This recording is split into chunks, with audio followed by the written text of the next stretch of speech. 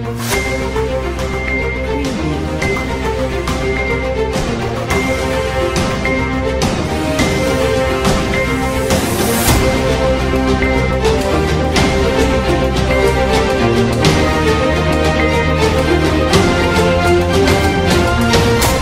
जगन्नाथ, जय श्री श्याम, जय श्री राम। सभी बंधुओं का क्रांति उड़ीसा मीडिया में स्वागत है। मैं हूं नंदकिशोर जोशी। आज हम चर्चा करने जा रहे हैं अयोध्या स्थित श्री रामलला मंदिर प्राण प्रतिष्ठा की। और जितना भारत में उत्साह उमंग है, विदेशों में भी उत्साह में कोई कमी नहीं है। इसी पर हम लोग चर्चा करने जा रहे हैं आज। सभी दर्शकों से अनुरोध है, कृपया इस चैनल को लाइक करें, शेयर करें, सब्सक्राइब करें एवं बेल बटन अवश्य दबाएं, जिससे आने वाली वीडियो की नोटिफिकेशन आपको मिलती रहे। 500 साल की लंबी इंतजार के बाद हिंदुओं का सपना साकार होने जा रहा है इसी महीने 22 जनवरी 2024 को। और कुल में 8 दिन बचे हैं। इस 8 दिन में वहां पर हजारों तो नहीं लाखों की संख्या में वहां भीड़ उमड़ेगी, राम भक्तों की, सनातनियों की, हिंदुओं की, पूरे विश्व से। इसी के मद्देनजर भारत सरकार ने, यूपी सरकार, उत्तर प्रदेश की सरकार ने बहुत सारी व्यवस्था वर्ल्ड क्लास बनाई है। वहां जो अभी 15 दिन पहले वहां वर्ल्ड क्लास रेलवे स्टेशन का उद्घाटन प्रधानमंत्री नरेंद्र मोदी ने किया है, उसी तरह अयोध्या में इंटरनेशनल एयरपोर्ट की भी स्थापना हुई है। और इंटरनेशनल एयरपोर्ट माने पहले तो वहां एयरपोर्ट ही नहीं था, छोटा मोटा भी नहीं थे, एयर स्ट्रिप भी नहीं थी। अब वहां एयरपोर्ट बना, वो भी इंटरनेशनल। क्योंकि अभी अयोध्या में माने हमारे देश के अंदर से और विदेशों से बहुत हजारों सैलानी राम भक्त आएंगे, अपने अपने प्राइवेट जेट प्लेन लेकर भी आएंगे और एयरलाइंस कंपनियों के विमानों से भी आएंगे।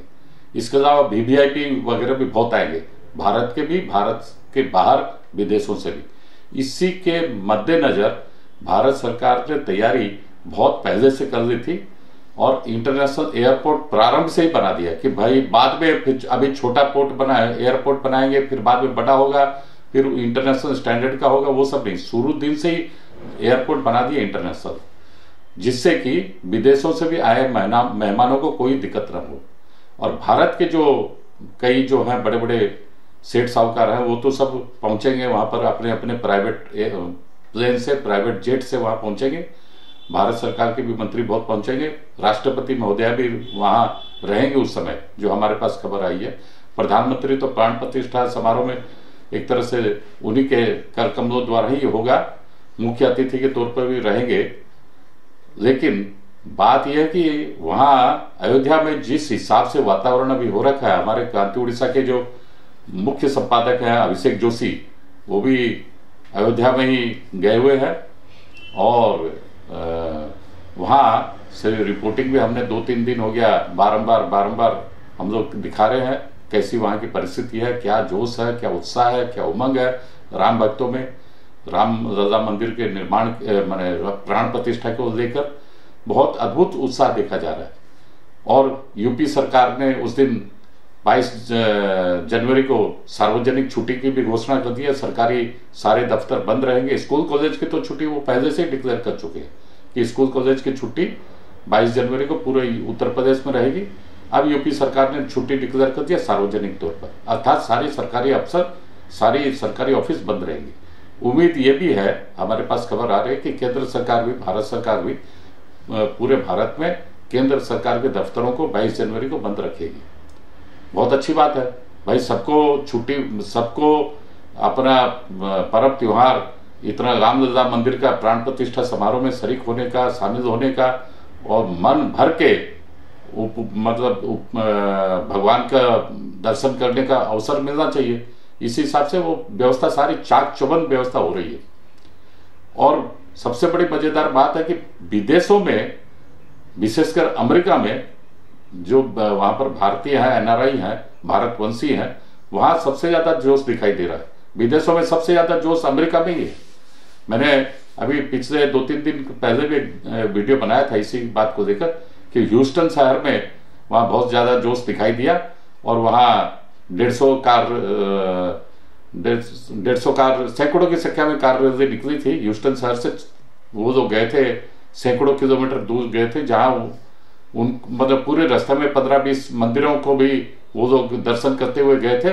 6 घंटे का समय उन्होंने उसमें लगाया था और जय श्री राम के नारे लगाते गए थे। सब जगह उनको भव्य स्वागत मिला।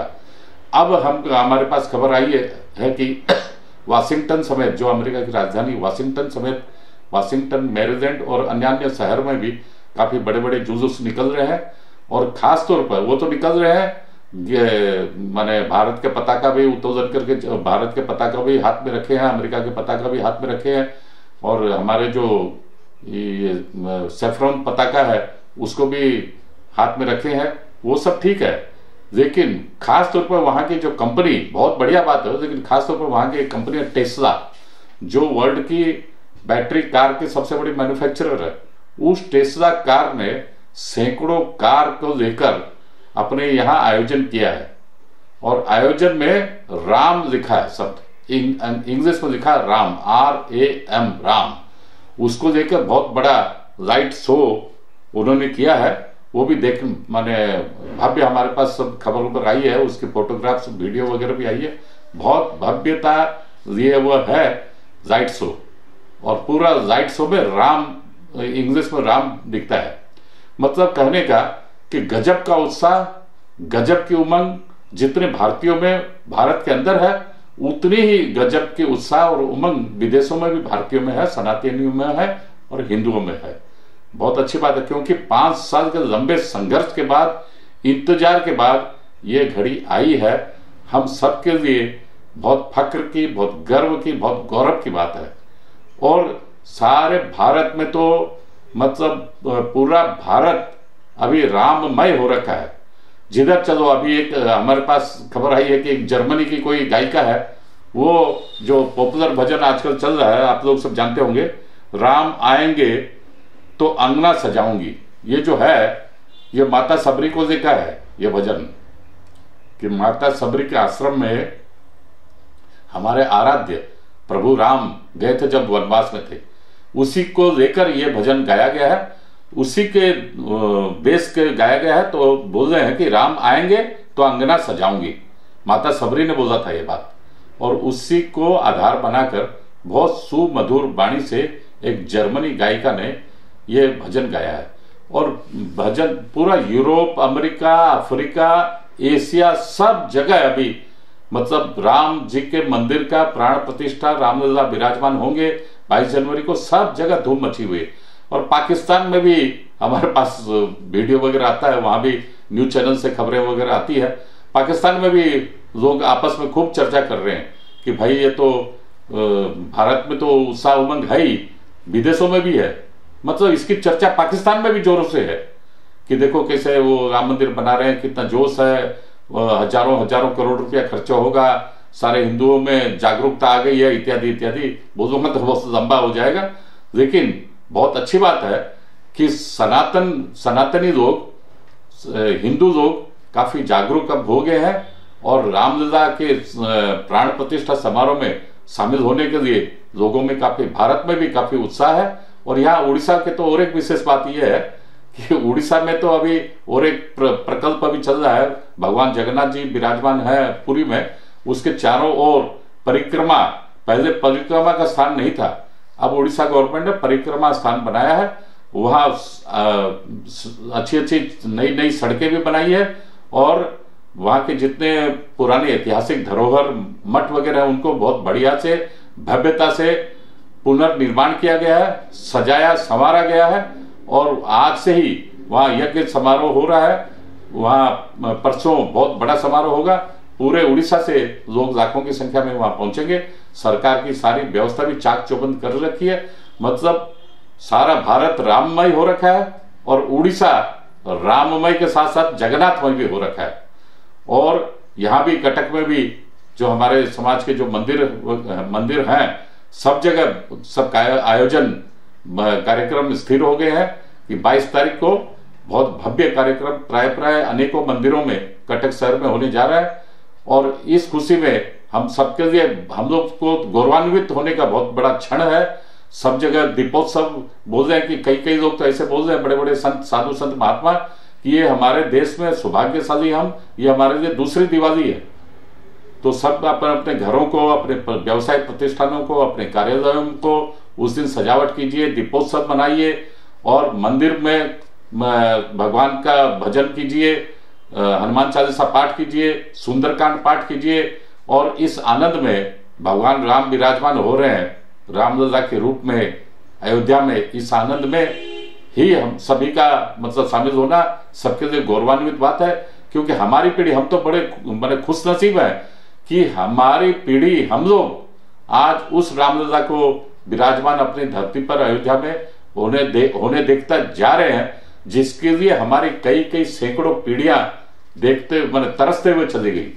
बहुत लंबे संघर्ष के बाद हिंदुओं को वो अपना मान सम्मान गौरव प्राप्त होने जा रहा है। और 22 जनवरी को सभी के घर में, व्यवसाय प्रतिष्ठानों में, कार्यालयों में मतलब भजन समारोह अगर कर सके तो बहुत बढ़िया बात है, नहीं तो कम से कम शांति समय दीपावली जैसा ही माहौल होना चाहिए।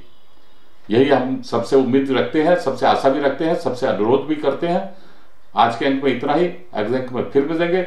जय हिंद, वंदे मातरम।